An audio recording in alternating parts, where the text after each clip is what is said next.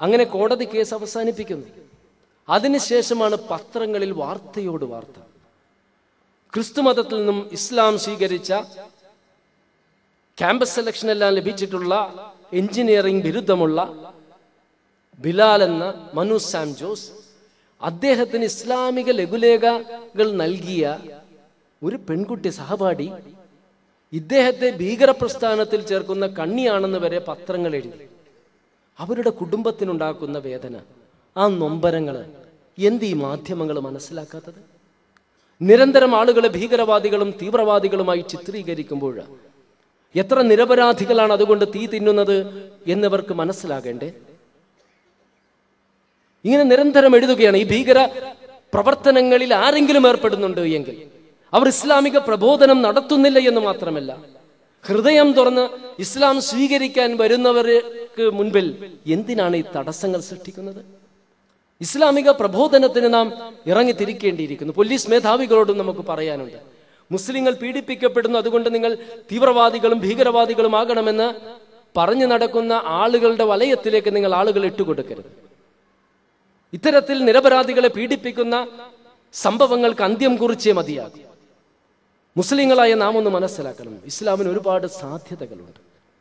ഇന്റർനെറ്റിലൂടെ നിങ്ങളൊന്ന് നോക്കിയാൽ കാണാം, ജർമ്മനിയെ സംബന്ധിച്ച് പറയുന്നത് വൈൽഡ് ഫയർ പോലെ, അതായത് കാട്ടുതീ പോലെയാണ് ഇസ്ലാം അവിടെ വളർന്നുകൊണ്ടിരിക്കുന്നത്. ഇസ്ലാം സ്വീകരിക്കുന്ന ആളുകളുടെ എണ്ണം കൂടിക്കൊണ്ടിരിക്കുന്നത്. അമേരിക്കയിലെല്ലാം പല പ്രഭാഷണങ്ങളും കഴിഞ്ഞാൽ 10ഉം 12ഉം അമേരിക്കൻ വനിതകളാണ് ഇസ്ലാം സ്വീകരിക്കുന്നത്. പലപ്പോഴും നമുക്ക് കണ്ടു കഴിഞ്ഞാൽ നമുക്ക് അത്ഭുതമായിരിക്കും. ഒരു സ്ത്രീ 45 വയസ്സുള്ള ഒരു വെളുത്ത അമേരിക്കക്കാരി അൽബക്ര മാത്രമേ വായിച്ചിട്ടുള്ളൂ. ഒരു ദിവസം ഒരു ഷോപ്പിംഗ് മാളിന്റെ മുൻപിൽ കാറ് നിർത്തിയിട്ട് ഡോറ് തുറക്കാൻ ശ്രമിക്കുന്നു.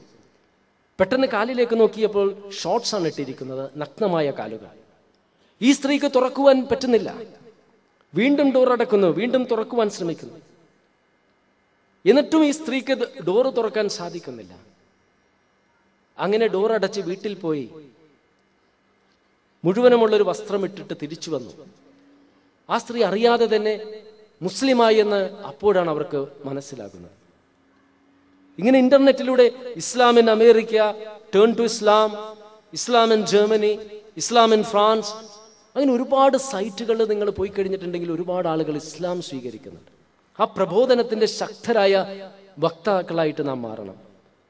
കുറച്ച് വർഷങ്ങൾക്ക് മുൻപ് ബിൽ ക്ലിന്റൺ പ്രസിഡന്റ് ആയിരുന്നപ്പോൾ പലസ്തീൻ പാർലമെന്റ് ഉദ്ഘാടനം ചെയ്ത് നടത്തിയ പ്രഭാഷണത്തിൽ ബിൽ ക്ലിന്റൺ പറഞ്ഞു, America can never be against Islam even if America wants, because Islam is the fastest growing religion in America. അമേരിക്കക്ക് ഒരിക്കലും ഇസ്ലാമിനെതിരാകുവാൻ സാധിക്കുകയില്ല, അമേരിക്ക ഉദ്ദേശിച്ചാലും. കാരണം അമേരിക്കയിൽ ഏറ്റവും അധികം വളർന്നുകൊണ്ടിരിക്കുന്ന മതമാണ് ഇസ്ലാം. സെപ്റ്റംബർ 11 ശേഷം ഒരുപാട് പ്രഭാഷണങ്ങൾ നാം ശ്രവിച്ചു. ബുഷിൻ്റെതും ബ്ലെയറിൻ്റെയും റംസ്ഫെൽറ്റിൻ്റെയും ഒരുപാട് ആളുകളുടേത്. ആരും പറഞ്ഞില്ലല്ലോ ഞങ്ങളുടെ യുദ്ധം ഇസ്ലാമിനെതിരാണ് എന്ന്. എന്തുകൊണ്ട്? ഇസ്ലാമിനോടുള്ള ഇഷ്ടമല്ല. ഇസ്ലാമിന്റെ ശക്തി തോക്കിലല്ല, ബോംബിലല്ല, വാളിലല്ല, മിസൈലിലല്ല, എണ്ണയിലല്ല, ധനത്തിലല്ല, സമ്പത്തിലല്ല, മറിച്ച് ഇസ്ലാമിക ദർശനത്തിലാണ് എന്നവർക്ക് അറിയാമായിരുന്നു. അവർക്ക് അറിയുകയും ചെയ്യാം, നമുക്കറിയില്ല. അതുകൊണ്ട് ഇസ്ലാമിന്റെ ശക്തരായ പ്രബോധകരായി തീരുക. ഞാൻ അവസാനിപ്പിക്കുകയാണ്. ഒരിക്കൽ പ്രവാചകനെ വധിക്കാൻ പ്രതിജ്ഞയെടുത്തിരുന്ന തമാമ എന്ന വ്യക്തി തടവുകാരനായി പ്രവാചകന്റെ മുൻപിൽ ഹാജരാക്കപ്പെട്ടു. നബി സല്ലല്ലാഹു അലൈഹി വസല്ലം അദ്ദേഹത്തോട് ചോദിച്ചു, താങ്കൾ എന്താണ് എന്നിൽ നിന്നും പ്രതീക്ഷിക്കുന്നത്? തമാമ പറഞ്ഞു, താങ്കൾ എന്നെ ദ്രോഹിച്ചാൽ ഞാൻ താങ്കളെ വെറുക്കും, മറിച്ച് താങ്കൾ എന്നോട് നന്നായി പെരുമാറിയാൽ ഞാൻ നന്ദിയുള്ളവനായിരിക്കും. പ്രവാചകനൊന്നും പറഞ്ഞില്ല. പിറ്റേന്നും തമാമ ഹാജരാക്കപ്പെട്ടു. അന്നും തമാമ ഇത് തന്നെ ആവർത്തിച്ചു. മൂന്നാമത്തെ ദിവസം തമാമ ഹാജരാക്കപ്പെട്ടപ്പോൾ നബി സല്ലല്ലാഹു അലൈഹി വസല്ലം തമാമയോട് പറഞ്ഞു, താങ്കൾ സ്വതന്ത്രനാണ്, പോകാം. തമാമ കുളിച്ച് തിരിച്ചു വന്നിട്ട് ആദ്യം കലിമ ചൊല്ലി, മുസ്ലിമായി. എന്നിട്ട് പറഞ്ഞു, ഇന്നലെ വരെ ഞാൻ ജീവിതത്തിൽ ഏറ്റവും അധികം വെറുത്തിരുന്നത് താങ്കളെയായിരുന്നു. ഇന്ന് ഞാൻ ഏറ്റവും അധികം സ്നേഹിക്കുന്നത് താങ്കളെയാണ്. ഇന്നലെ വരെ ഞാൻ ഏറ്റവും അധികം വെറുത്തിരുന്നത് ഇസ്ലാമിനെയാണ്. ഇന്ന് ഇസ്ലാം മാത്രമാണ് എൻ്റെ ഹൃദയത്തോട് ചേർന്നിരിക്കുന്നത്. ഇന്നലെ വരെ ഞാൻ ഏറ്റവും അധികം വെറുത്തിരുന്നത് ഈ രാജ്യത്തെയാണ്. ഇന്ന് ഞാൻ ഏറ്റവും അധികം സ്നേഹിക്കുന്നത് ഈ രാജ്യത്തെയാണ്. ഈ മാറ്റത്തിന് വേണ്ടി നാം ശ്രമിക്കുക. യഥാർത്ഥ ഇസ്ലാമിക പ്രബോധകരായി തീരാൻ നാം അധ്വാനിക്കുക. ഹ്രസ്വമായ സമയമാണ്.